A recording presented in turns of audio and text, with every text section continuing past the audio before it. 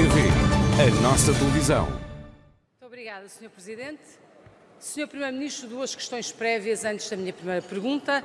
Primeira, para lhe dizer que no dia 25 de janeiro, neste mesmo debate, instámos o Governo português a reconhecer o Governo interino de Juan Guaidó na Venezuela e a fazer todos os esforços junto à União Europeia para que outros países também o reconhecessem e, portanto, registro positivamente a tomada de posição de um conjunto de países onde se inclui Portugal e espero que rapidamente outros se possam juntar para haver eleições livres e democráticas na Venezuela, com a salvaguarda também da segurança e todos os interesses da comunidade portuguesa e dos lusodescendentes.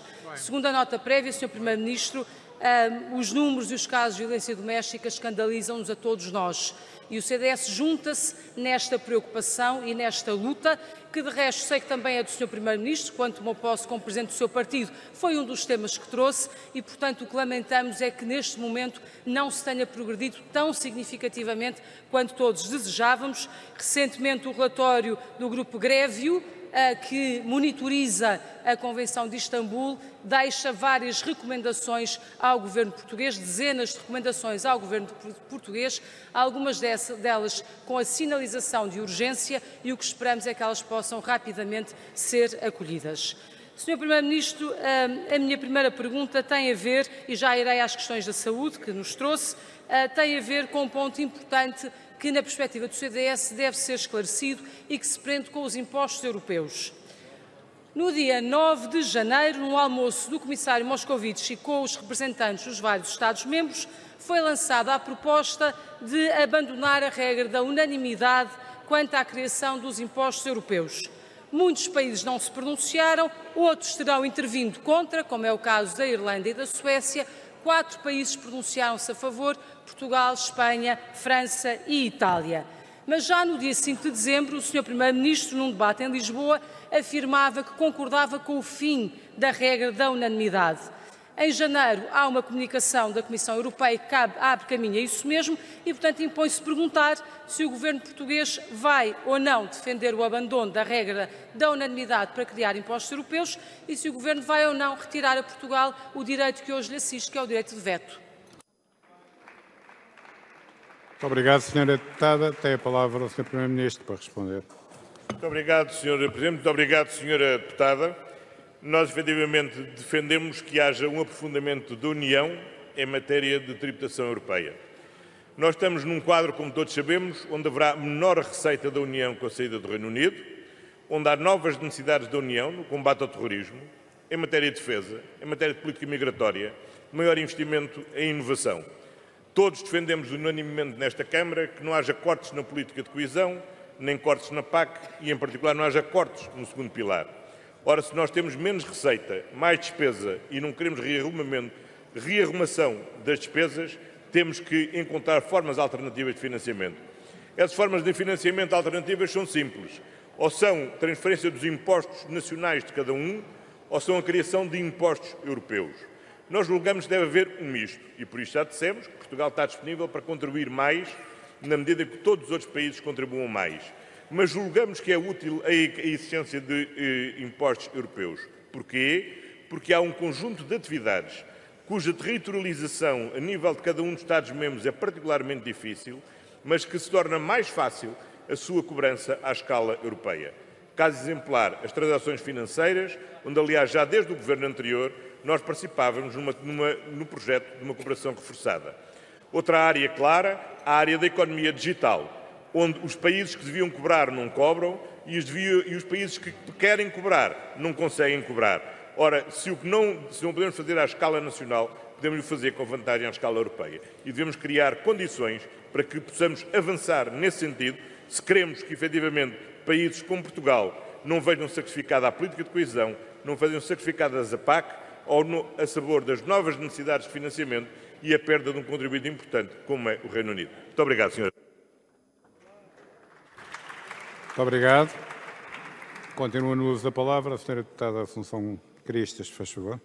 Muito obrigada, Sr. Primeiro-Ministro. As duas questões são diferentes. uma questão é a necessidade de reforçar o orçamento da União Europeia e, quanto a isso, sabe que a posição do CDS é que, de facto, nós devemos contribuir mais para o orçamento da União Europeia. Sobre isso não há divergências, mas a questão que eu lhe perguntei é outra, é sobre considere se o governo português vai defender deixar de ter Portugal o direito de veto que tem hoje quanto à criação de impostos europeus, ou seja, se os outros países nas nossas costas podem ou não lançar impostos que vão afetar também Portugal.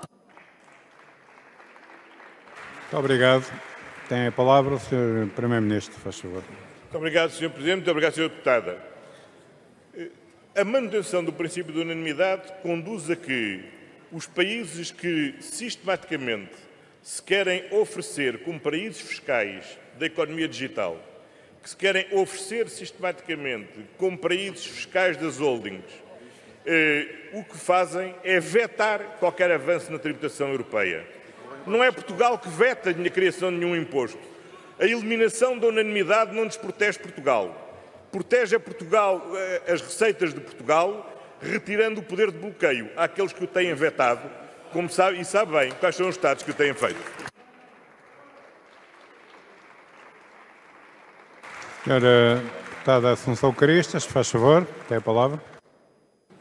Muito obrigada, Sr. Presidente. Sr. Primeiro-Ministro, eu retiro uma conclusão muito simples. O Governo é a favor de uma regra de maioria qualificada e, portanto, entende que de hoje para amanhã podem ser criados impostos contra a posição do Governo português e retirando ao Governo português a possibilidade de exercer um direito de veto, o CDS é frontalmente contra. E é contra porque entendemos que esta é uma linha que não deve ser pisada. Hoje pode-me dizer que é para a economia digital, amanhã é sobre o mar português, que de repente passa a ser mar europeu e sobre o qual serão lançados impostos. Portanto, registro esta discordância. Tenho pena que, nesta altura, as preocupações não sejam, por exemplo, fechar temas que já estão acordados, como seja a conclusão da União Bancária, que faz diferença no dia-a-dia dos portugueses e das empresas portuguesas, e seja a criação de impostos nas costas dos portugueses. Sr. Primeiro-Ministro, deixe-me passar para o tema que nos trouxe aqui hoje, o tema da saúde.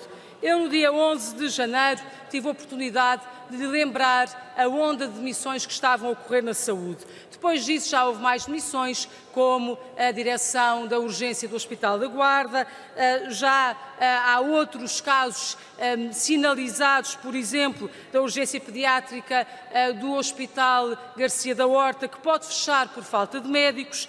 Temos as questões conhecidas das greves que continuam a pôr em causa uma qualidade que todos nós desejamos para o SNS.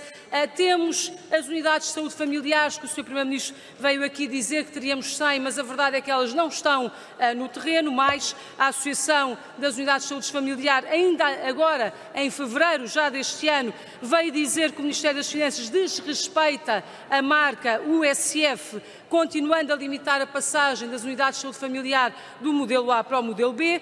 Sinaliza também esta associação que existem unidades modelo A há mais de 9 meses a aguardar pela passagem para modelo B, portanto, cuidados de saúde primários, a grande reforma está bloqueada e está, entre parênteses, congelada por Mário Centeno, mas se formos aos cuidados continuados, particularmente relevantes num quadro de envelhecimento da população, de multipatologias, da necessidade de ter uma articulação verdadeira, aí também vemos que estão sem coordenador desde novembro. Portanto, Sr. Primeiro-Ministro, vai ou não dar prioridade a esta área e quando é que temos uma nomeação de um coordenador para os serviços continuados? Muito obrigado. Tem a palavra o Sr. Primeiro-Ministro, faz favor. Muito obrigado, Sr. Presidente. Muito obrigado, Sra. Deputada. Bom, quanto à matéria de impostos europeus, temos uma divergência absolutamente clara. O problema é que não vão ser criados impostos nas costas dos portugueses. O que acontece é das duas uma. Ou são criadas receitas próprias da União, que permitem dotar a União do orçamento que nos permita manter o nível de financiamento que temos tido na política de coesão e na política agrícola comum, ou o que acontecerá é que sofreremos cortes na política de coesão e na política agrícola comum. Não há nenhum imposto que seja a ser debatido ao nível europeu que atinja diretamente os portugueses. Atinge simplesmente as grandes multinacionais, as grandes corporações financeiras e as grandes companhias da economia digital que fazem lucro em Portugal, como fazem lucro em vários outros países da União Europeia, sem que paguem qualquer tipo de imposto. E o que eu lhe pergunto, senhora deputada, é se acha justa que uma micro, pequena e média empresa em Portugal, desde um café a uma empresa industrial, a uma empresa agrícola, a uma empresa comercial, tenha que pagar impostos em Portugal pelo lucro que aqui faz, e essas grandes multinacionais do digital fazem aqui o lucro e não pagam aqui, nem pagam em sítio nenhum. Olha, eu considero isto profundamente injusto e é esta injustiça que nós temos de combater. E neste debate, senhora deputada, o que está em causa são dois em um. É repor justiça, é repor lealdade na concorrência e, simultaneamente, reforçar o orçamento de uma União de que nós somos beneficiários.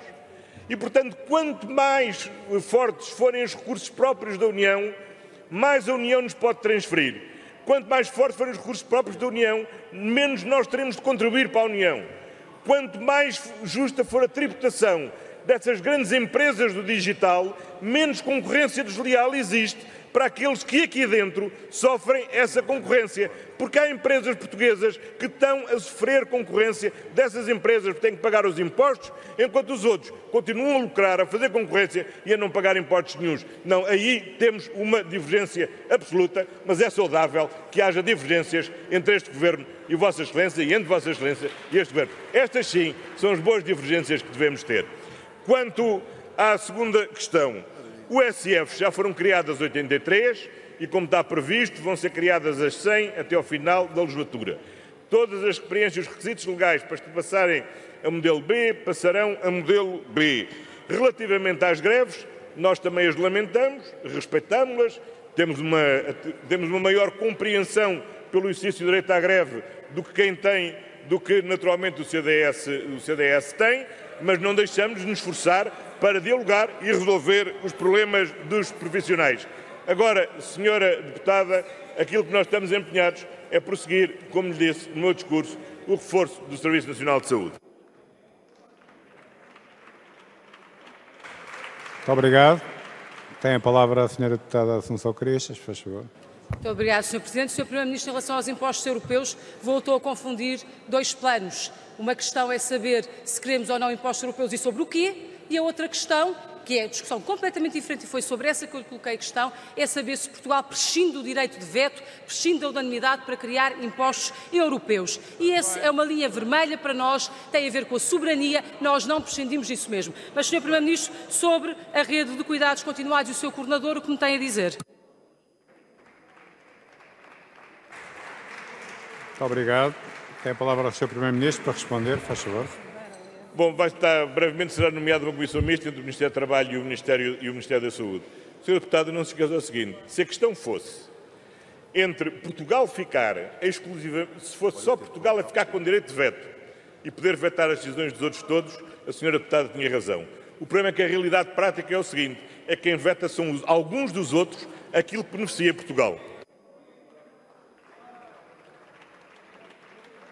Senhora deputada Assunção Crestas, faz favor.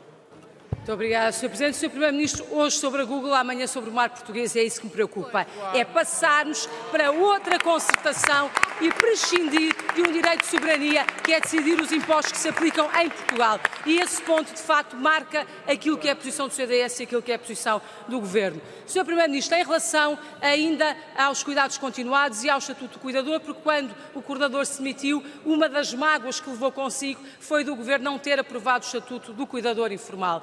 Eu recordo que uma resolução, projeto de resolução apresentado pelo CDS foi aprovado nesta Câmara por unanimidade em 2016. O Governo até agora nada fez. Aparentemente fará amanhã, mas eu fiquei com dúvidas e tenho várias perguntas para colocar. De resto, amanhã parece que estamos sintonizados, porque o CDS apresentará também o seu Estatuto de Cuidador Informal numa conferência já devidamente anunciada há uns dias. Mas deixe-me perguntar-lhe, Sr. Primeiro-Ministro, Esse Estatuto do Cuidador é um verdadeiro Estatuto do Cuidador ou são regras? Porque o CDS também já apresentou regras no Orçamento de Estado, de resto aprovadas. O direito ao descanso do cuidador, 15 dias de descanso, com apoio ao domicílio ou com a institucionalização financiada pelo Estado, foram aprovadas neste Orçamento de Estado por proposta do CDS. Portanto, a minha pergunta é um verdadeiro Estatuto ou são regras isoladas? O que é que significa esse projeto piloto? Como é que ele se configura? E amanhã, certamente, que nós também apresentaremos as nossas ideias, que espero que possam ser discutidas. Já agora, estamos a falar de um decreto-lei ou de uma proposta de lei que será discutida neste Parlamento. Muito obrigada. Obrigado, Sra. Deputada. Para responder, tem a palavra o Sr. Primeiro-Ministro. Muito obrigado, Sr. Presidente. Muito obrigado, Sra. Deputada. Como eu tive a oportunidade de dizer, trata-se obviamente de uma proposta de lei, seria uma indelicadeza do Governo legislar por si próprio, havendo já iniciativas pendentes, designadamente do Bloco de Esquerda, já tendo o CDS também manifestado, e